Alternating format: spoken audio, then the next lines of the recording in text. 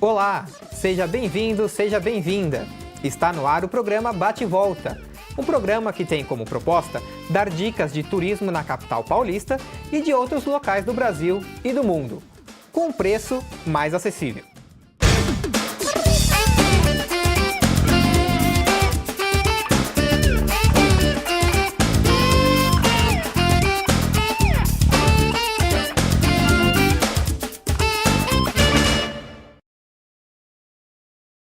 Hoje vamos falar de um assunto muito importante.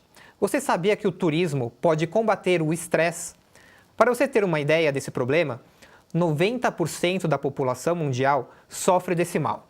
Segundo a Organização Mundial da Saúde, só no Brasil chega a 70% e 30% está em estágio bastante avançado. Como o turismo pode ajudar a promover a qualidade de vida? Para falar desse assunto, vamos conversar com a psicóloga Olga Tessari. Olga, seja bem-vinda. Muito obrigada.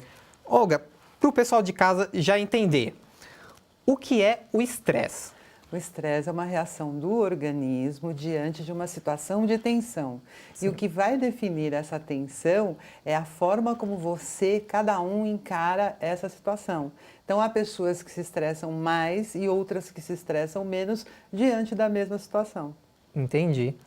E hoje em dia as pessoas estão trabalhando cada vez mais. Sim. E ficam no trânsito, em congestionamentos cada vez maiores. Isso aumenta o estresse? Na verdade, não é o trânsito e o congestionamento que causa o estresse, é a maneira como cada motorista vai encarar essa situação. Então, por exemplo, se você perde muito tempo, você fica olhando no relógio, o tempo não passa, você não consegue andar um quarteirão, você vai ficar nervoso, tenso, e essa tensão vai provocar uma produção de substâncias no seu organismo que podem se acumular e provocar o estresse. Então, não é a situação em si que causa o estresse, mas é a maneira como você encara. Então, por exemplo, uma pessoa pode estar dentro de um ônibus parado no trânsito, ouvindo música, conversando com alguém, navegando na internet, e ela nem vai perceber que o tempo passou e ela já chegou no seu destino. Ótimo. Então, uma pessoa que lê um livro no metrô é muito menos estressada? Com certeza. Que lê um livro, que ouve uma música, que navega na internet ou que está conversando com uma pessoa querida, uma pessoa próxima, ela não vê o tempo passar e aí ela se estressa menos. Sim. E o pessoal de casa, nós aqui também no programa, vivemos numa grande rotina. E em qual momento a gente consegue perceber que estamos estressados? O estresse, ele deve permanecer dentro de um patamar normal. Quando ele ultrapassa esse patamar normal, você tem sintomas físicos. Então, você pode ter taquicardia, tremor, suor, falta de ar. Você pode se queixar de problemas gastrointestinais. Você pode ter problemas de alergia, insônia. Então, quando você percebe que você não está bem fisicamente, esse pode ser um indício do estresse. Então, aquela pessoa irritada, nervosa, você chega para ela e diz assim, bom dia. Ela fala, bom dia por quê? O que tem de bom? Pois é, aquela pessoa que, digamos, ela está sempre irritada, está nervosa, reage muito mal diante de qualquer adversidade, essa é uma pessoa que realmente está estressada e com um nível de estresse muito acima do nível normal. Porque o nosso corpo ele está preparado para o estresse, mas desde que você tenha um pico de estresse e logo em seguida você descarrega essa tensão. Então, o que se observa nas grandes cidades, principalmente... Isso que eu queria perguntar. Desculpa. Nas grandes cidades, as pessoas são mais estressadas do que pessoas que vivem no interior? Sim, porque nas grandes cidades você tem muito mais estímulos que podem provocar o estresse. Então, por exemplo, uma pessoa que tem uma agenda corrida, que precisa se deslocar pela cidade e ela tem que sofrer com o congestionamento, ela vai se estressar muito mais do que aquela pessoa que está no campo, tranquila, que tem aquela rotininha dela. Então, nas grandes cidades, né, a tendência é você ter muito mais estímulos que possam provocar o estresse. Isso vai variar de pessoa para pessoa, pessoa, óbvio, mas a pessoa pode se estressar muito mais de acordo com esses estímulos que ela vai ter na grande cidade. Então, por exemplo, a violência, você tem a questão do abuso nas mulheres, por exemplo. Então, a mulher, ela fica tensa, por exemplo, se ela tiver que se deslocar por locais ermos, locais escuros. Então, essa tensão acumulada ao longo do tempo pode extrapolar e pode causar um estresse excessivo. Entendi. Então, eu imagino que uma boa opção seja, pelo menos de vez em quando, sair um pouco da cidade. Com certeza. Como que o turismo pode ajudar nesse combate ao estresse? Na verdade, o turismo é o quê? É o momento que você sai do ambiente que você está, da rotina que você está, e você vai curtir um lugar, você vai se divertir, você vai ter prazer. Viajar é um prazer, né? Então, quando você sai da sua rotina, você vai para um outro lugar, e nesse lugar você sente prazer, satisfação, bem-estar, com certeza você está acabando com os fatores que geram estresse. E, ao mesmo tempo, você está produzindo uma substância chamada endorfina, que nós produzimos todas as vezes que nós temos prazer, alegria e satisfação. Então, na medida que você produz muito dessa endorfina, realmente você fica relaxado, tranquilo, e você acaba com os fatores que geram estresse. Ótimo.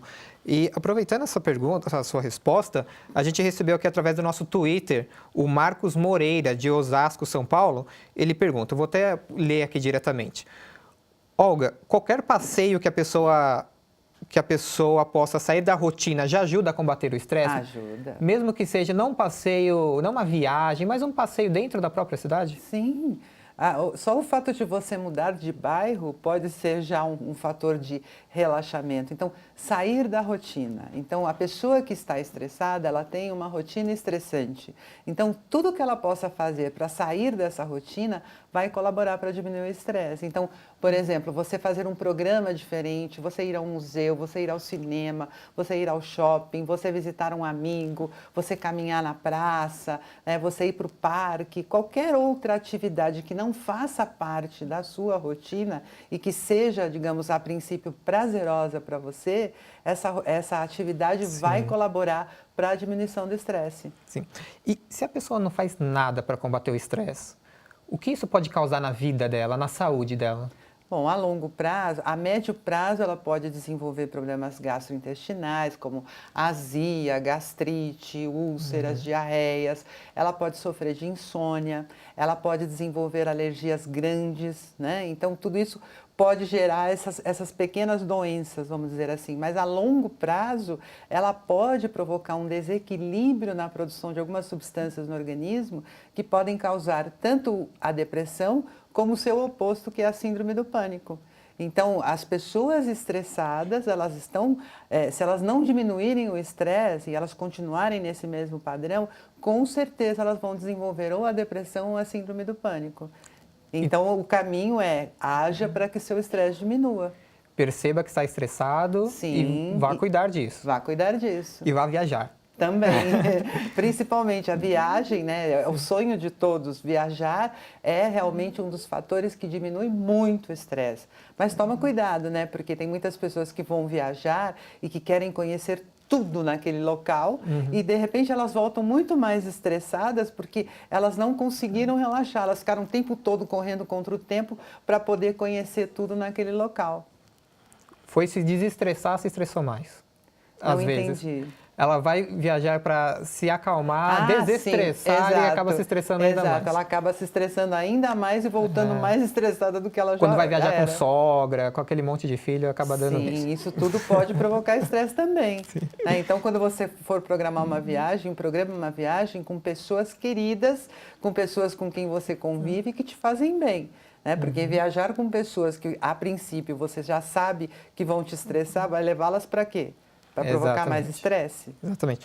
Olga, muito obrigado por ter vindo. Nosso tempo foi curto, foi rápido, mas com certeza as informações foram muito importantes para quem está lá em casa. Eu agradeço. Muito obrigado. Obrigada.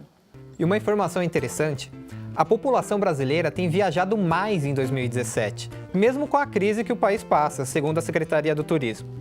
A região mais visitada pelos brasileiros é a região do Nordeste, com 50% de procura. rosa amarela encarnada, branca como um cravo, lírio e jasmim. Eu quero mel pra mim, mel. E a forma mais procurada para viajar é o avião. Em segundo veio o carro e depois o ônibus. E a dica de turismo de hoje é para ajudar a combater o estresse. É barato e ainda tem gastronomia. Vamos conhecer alguns pontos turísticos da capital paulista. Um deles é o famoso Mercado Municipal. Quem nunca foi lá, hoje terá a oportunidade de conhecer e ainda se divertir. Vamos acompanhar? Quando você pensa no centro de São Paulo, que lugar específico passa na sua cabeça? A Praça da Sé? O Viaduto do Chá? Já sei, a 25 de março, não é verdade? Hoje estou aqui para falar de um dos pontos históricos da nossa cidade, que é famoso por reunir em um local diversas culturas diferentes. Estou falando do famoso Mercadão. O Mercado Municipal foi inaugurado no dia 25 de janeiro de 1933 para ser o principal complexo especializado em comercialização de frutas, verduras, carnes, cereais e outros produtos alimentícios, tornando-se o responsável pela movimentação de 350 toneladas de alimentos diariamente. Maome Moreira é professora de História e destaca que o mercado é um ótimo ponto turístico para trazer a família. As crianças gostam muito do visual, de comer o famoso pastel. Tem também o sanduíche de mortadela, que ele é enorme, que você sozinha não consegue comer. E assim, as barracas, que a gente fica encantada com as barracas de frutas, as disposições dos condimentos. Algumas pessoas aproveitam para comer algumas frutas que não vêm já faz algum tempo. Eu acabei de comer uma tâmara com recheio de morango, que estava deliciosa. Encontrei cupuaçu, que eu não comia há muitos anos, né? E como ponto turístico também para os estrangeiros conhecerem as comidas brasileiras, os costumes brasileiros e tudo mais. O local conta com 300 estandes, sempre procurando chamar a atenção dos visitantes.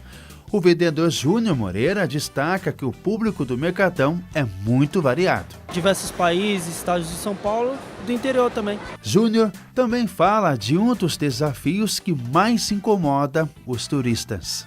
A localidade desse centro antigo é muito ruim, né? Maria Paula é da Bolívia e faz intercâmbio no Brasil e conta como conheceu o Mercado Municipal.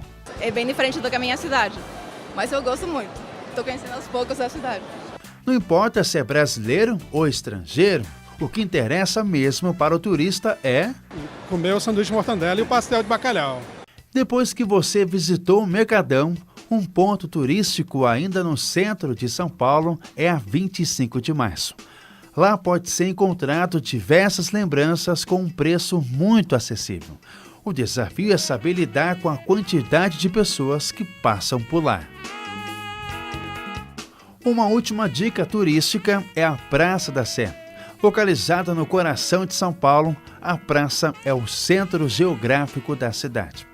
Lá o turista vai se deparar com a Catedral Metropolitana de São Paulo, a antiga igreja matriz construída em 1588 e reformada em 1954, no aniversário de 400 anos da cidade, configurando até hoje a maior igreja da capital paulista, com 92 metros de altura. Espero que você tenha gostado da nossa dica de turismo de hoje. O programa Bate e Volta vai ficando por aqui e até a próxima edição. Tchau!